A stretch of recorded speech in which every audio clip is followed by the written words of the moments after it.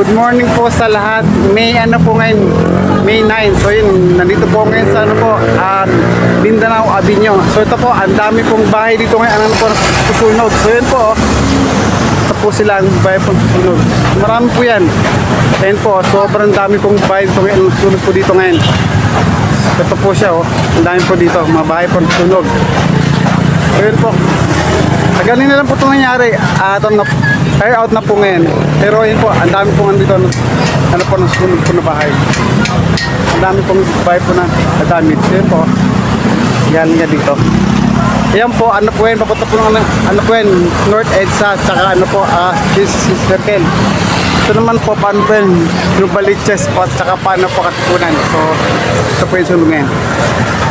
Ito po. Ayan. Ang dami po niyan.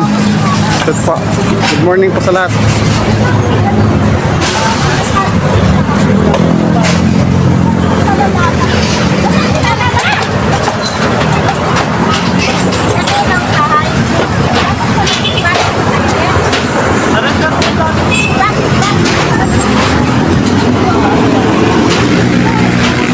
Ito po.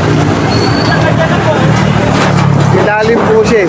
Ayun, marami mong bahay dito ay susunog po. Ayun po.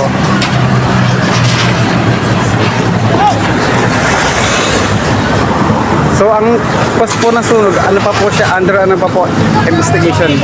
Pero maraming po ito yung taong gawin.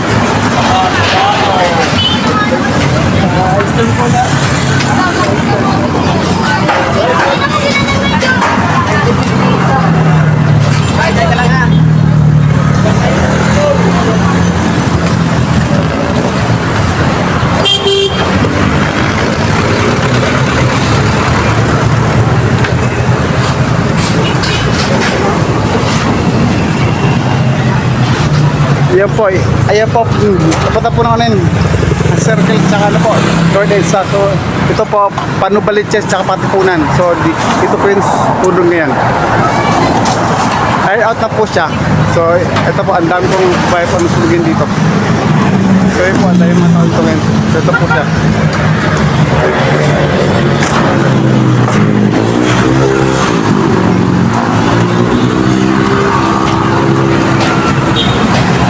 Ang post po ng sunog, ano pa po siya, under ano pa, investigation po. So ito, so marami pong bahay. Ang ano po daw po, initial po na bahay daw po ng sunog, nasa ano daw po ngayon, 15. Bahay po, ang ano po siya, ano po, under pa ano, investigation po, or list po siya, initial. So ito po siya.